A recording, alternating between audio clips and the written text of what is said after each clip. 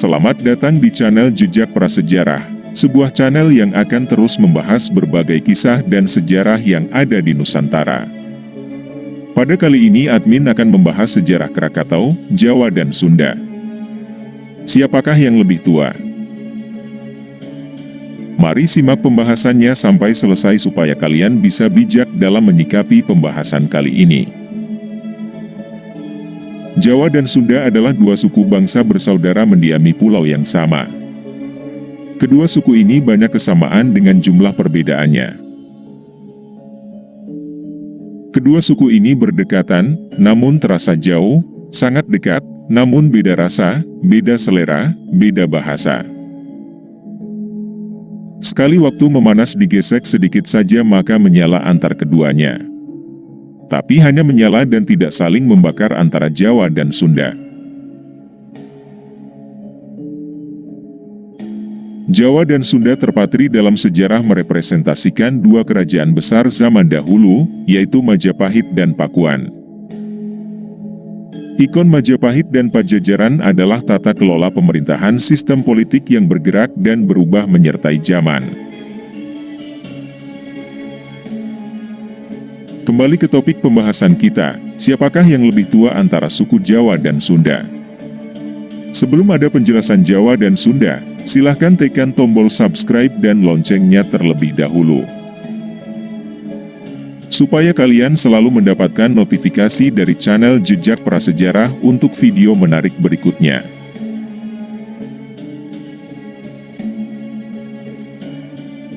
Mari kita simak pembahasannya lebih lanjut. Indonesia adalah sebuah bentuk negara yang unik, mampu menyatukan keanekaragaman menjadi satu yaitu NKRI. Kenapa Indonesia dikatakan sebagai sebuah bangsa? Dan kalau kita kembalikan kepada Kamus Besar Bahasa Indonesia, atau kebalikan pengertian bangsa adalah kelompok masyarakat. Etnik atau suku bangsa sendiri artinya adalah golongan atau kelompok manusia yang anggotanya mengidentifikasikan dirinya dengan sesamanya. Biasanya berdasarkan garis keturunan yang dianggap sama. Pengelolaan Pulau Jawa memiliki luas 128.297 km persegi yang berada di Kepulauan Nusantara dan Samudra Hindia. Bahwa dulunya Pulau Jawa merupakan satu kesatuan dengan Pulau Sumatera, sebagai bagian dari dataran Sunda di bagian barat, dan di bagian timur menyatu dengan daratan Australia. Pulau Jawa diperkirakan terbentuk pada 60 juta tahun yang lampau, saat bumi memasuki zaman Break Tersier. Daratan Pulau Jawa bagian barat terbentuk lebih dulu di zaman Kapur, yang terjadi sekitar 145.000 tahun yang lalu. Dan di bagian timur dari pecahan benua Australia, dua bagian yang menabrak kemudian bergabung menjadi satu pulau. Pulau Jawa tidak lepas dari aktivitas vulkanik hingga menimbulkan kontur pulau dengan banyak gunung berapi yang membentang dari timur ke barat. Berdasarkan catatan Pujangga Ronggowarsito dalam Pustaka Raja Purwa disebut bahwa Jawa dan Sumatera terpisah akibat letusan hebat Gunung Krakatau pada 416 Masehi. Hal ini senada dengan peneliti Los Alamos National Laboratory yang menyebut letusan Gunung Krakatau mengakibatkan terpisahnya kedua pulau Jawa dan Sumatera. Sama halnya dengan pemisahan Pulau Jawa dan Sumatera, terpisahnya Pulau Jawa dan Bali juga diakibatkan letusan gunung berapi. Menurut Raffles ia menyatakan bahwa dulunya Pulau Jawa dan Bali masih satu daratan, namun terpisah karena letusan gunung berapi dan gempa besar. Akibat letusan dan gempa besar hingga membuat kedua daratan khusus pada abad ke-13. Namun teori menyatakan bahwa pemisahan antara Pulau Sumatera dan Jawa, serta Bali terpisah akibat letusan gunung berapi.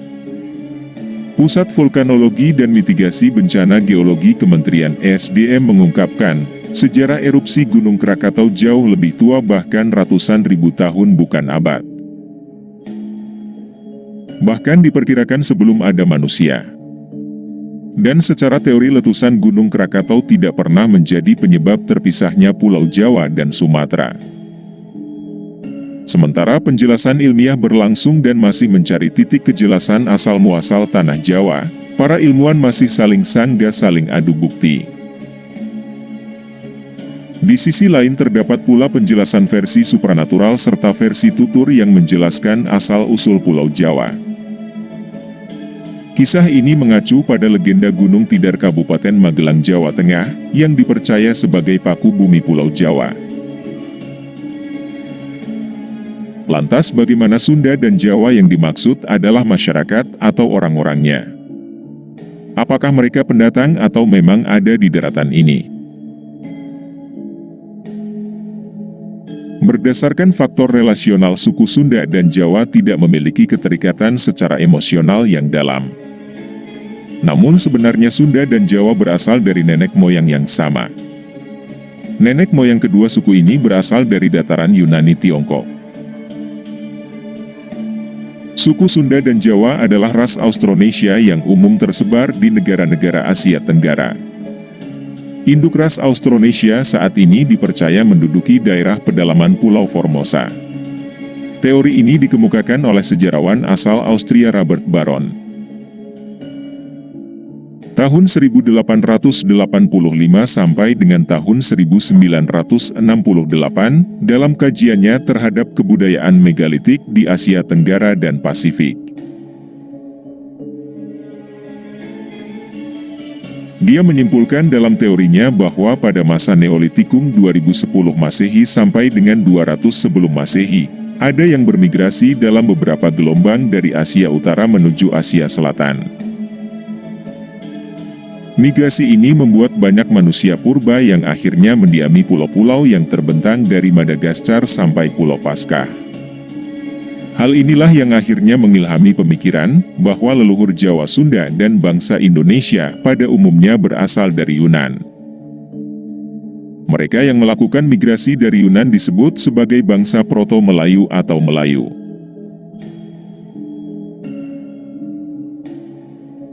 Namun teori ini masih lemah dan kurang akurat. Disebabkan karena berdasar pada bukti-bukti kesamaan secara fisik serta temuan benda-benda bersejarah dan kebudayaan era megalitikum saja, karena teori Yunan dianggap tidak begitu kuat. Para ahli kemudian melakukan penelitian.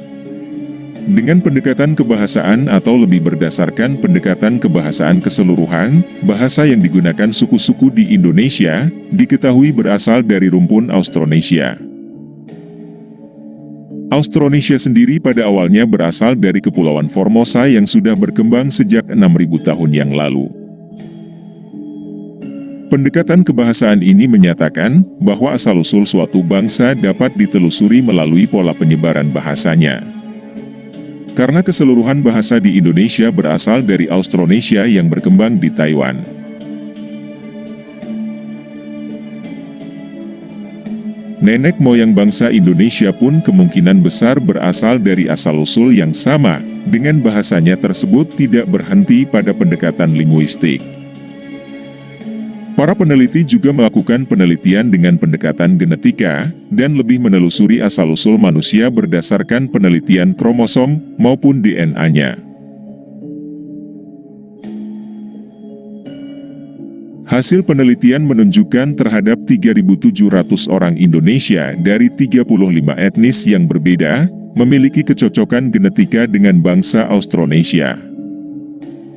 Muncul teori yang dikenal dengan Out of Taiwan, berdasarkan teori migrasi leluhur dari Taiwan tiba lebih dulu di Filipina bagian utara, sekitar 4.500 hingga 3.000 sebelum Masehi.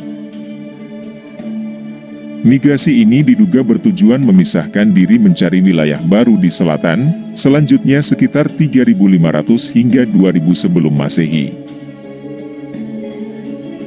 Manusia yang mendiami Filipina melakukan migrasi lagi dengan tujuan Kalimantan, Sulawesi, dan Maluku Utara. Terus kemudian menyebar ke Jawa, Sumatera, Nusa Tenggara, Papua bagian barat. Ada pendapat lain mengenai asal-usul nenek moyang bangsa Indonesia, salah satunya dikemukakan oleh Profesor Muhammad Yamin. Dia beranggapan nenek moyang bangsa Indonesia berasal dari wilayah Indonesia itu sendiri. Nenek moyang bangsa Indonesia bukan berasal dari wilayah lain. Pendapat ini didukung dengan temuan fosil dan artefak yang lebih banyak dan lengkap ditemukan di wilayah Indonesia. Dibandingkan dengan temuan di wilayah Asia, misalnya dengan penemuan manusia purba jenis Homo soloensis dan Homo ajacensis cumpon. Berdasarkan catatan sejarah sekitar 40.000 tahun yang lalu, Jawa dan sebagian pulau di Nusantara sudah dihuni oleh Homo sapiens yang berasal dari ras Austromelanesoid. Pada akhirnya teori Out of Taiwan berhadapan dengan teori of Sundaland, yakni penyebaran ras manusia bermula dari Sundaland. Keberadaan peradaban di Sundaland dikemukakan oleh Profesor Arisio Santos dari Brazil melalui bukunya Atlantis: The Lost Continent Finally Found. Di dalam buku Profesor Santos menyatakan Sundaland adalah benua Atlantis yang disebut Plato. Di dalam tulisannya Kimia sudah dijual sebelumnya. Oppenheimer menerbitkan buku berjudul Eden in the East, yang kurang lebih menyatakan bahwa Sundaland pernah menjadi kawasan berbudaya tinggi. Hipotesis ini dibangun berdasarkan penelitian atas geologi, arkeologi, genetika, aspek kebahasaan, folklore, atau mitologi, teori Out of Sundaland. Hasil dari penelitian ini menentang teori konvensional yang sebelumnya bahwa penduduk Asia Tenggara, Filipina, dan Indonesia datang dari Taiwan pada zaman Neolitikum. Tim peneliti menunjukkan justru sebaliknya, bahwa penduduk Taiwan berasal dari penduduk Sunda yang bermigrasi akibat banjir besar di Sundaland. Dari gambaran dua teori sebelum ini setidaknya kita tahu bahwa penduduk asli Jawa dan Sunda. Kalau kita mencari siapa yang lebih tua atau muda, tidak akan menemukan jawabannya. Terdapat dua sumber sejarah abad 17 dan 18, yakni Babat Tanah Jawa dan Naskah Wangsakerta, yang bisa dijadikan rujukan pengembangan leluhur Jawa dan Sunda. Misalnya, Babat Tanah Jawa mempunyai silsilah raja-raja Jawa sampai ke Nabi Adam. Sedangkan Naskah Wangsakerta menulis silsilah Akitirem sebagai cikal bakal kerajaan Salaka Negara Bursa. Ini sampai ke raja-raja di India, tapi keduanya kita sampingkan dulu karena keduanya masih menjadi polemik di kalangan sejarawan, sehingga sulit untuk dijadikan patokan sejarah. Sekarang kita berpijak pada era yang lebih baru, yakni Masehi. Saat sistem politik dan pemerintahan sudah terbentuk, ternyata dimulai dari Jawa bagian barat. Tatar Sunda beragam prasasti menunjukkan adanya sistem pemerintahan berupa kerajaan di Jawa bagian barat, yakni Kerajaan Tarumanegara. Prasasti yang ditemukan antara lain Prasasti Ciareteun, Prasasti Pasir Koleangkak, Prasasti Kebon Kopi, Prasasti Tugu, Prasasti Pasir Awi, Prasasti Muara Cianten, dan Prasasti Cidang Hiang. Tarumanegara merupakan salah satu kerajaan tertua di Nusantara yang meninggalkan hutan sejarah dan peninggalan artefak di sekitar lokasi kerajaan. Dari peninggalan yang ada, nampak kerajaan Tarumanegara merupakan kerajaan bercorak Hindu beraliran Wisnu. Berdasarkan data, Tarumanegara berasal dari kata Taruma, dan negara artinya kerajaan atau negara. Sedangkan Taruma berasal dari kata Tarung yang merupakan nama sungai yang membelah Jawa Barat, yaitu Citarum. Pada Muara Citarum ditemukan perjanjian, yakni Percandian Batu Jaya dan Perjanjian Cibuaya. Kerajaan Tarumanegara didirikan oleh Jaya Singawarman, yaitu menantu Raja Dewa Warman VIII. Merupakan masih dari Salangkayana di India yang mengungsi ke Tanah Jawa, karena daerahnya diserang dan ditaklukkan Maharaja Samudragupta dari Kerajaan Magadha.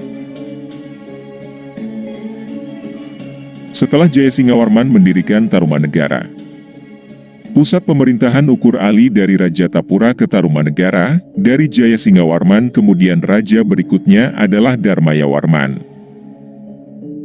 Selanjutnya adalah Purnawarman mengacu pada prasasti Kebon Kopi II. Pada masa inilah awal dibangunnya kota baru Sundapura. Prasasti Kebon Kopi II ditemukan di Kampung Pasir Muara, Desa Ciraten Hilir, Cibungbulang, Bogor, Jawa Barat. Ditulis menggunakan aksara Kawi dan bahasa yang digunakan adalah Melayu kuno. Isi prasasti itu kurang lebih berbunyi. Demikian batu peringatan ini adalah ucapan Rakrian Juru Pangambat pada tahun 458 Saka atau 932 Masehi bahwa tatanan pemerintah dikembalikan kepada kekuasaan Raja Sunda. Namun Prancis Claude Guillot memperkirakan prasasti Kebon Kopi ini mengacu kepada pendirian Kerajaan Sunda. Dan beberapa sejarawan lain mengikuti pendapat ini. Misalnya dalam buku History of Modern Indonesia. Sementara pendapat yang lain menyebutkan bahwa Sunda telah ada sebelum ini. Mengingat dalam prasasti dituliskan Kupulikan Aji Sunda, yang dapat ditafsirkan bahwa sebelumnya telah ada Raja Sunda, hingga akhirnya dipulihkan kekuasaannya. Sementara total sudah eksis Tarumanegara disusul berdirinya Sundapura di Jawa. Munculnya budaya Jawa berada di dataran Kedu dan Kewok, di lereng subur Gunung Merapi sebagai jantung kerajaan Mataram kuno. Disinilah Wangsa Sanjaya dan Shailendra membangun peradaban baru. Awal peradaban Jawa dari Prasasti Sojomerto dan Prasasti Canggal. Diketahui nama 3 orang penguasa di Medang atau Mataram kuno yaitu Dapunta, Shailendrasana, dan Sanjaya. Namun perlu dicatat bahwa prasasti Kebon Kopi ditulis menggunakan aksara Jawa kuno atau Kakawin yang merupakan cikal bakal aksara Nusantara. Artinya pelaku sejarah pada masa itu adalah entitas yang sangat mungkin sama. Bahkan menurut carita parahyangan Raja Sana dan Sanjaya, berkaitan erat dengan sejarah kerajaan Sunda dan kerajaan Galuh. Pertanyaannya siapa yang lebih tua antara Jawa dan Sunda?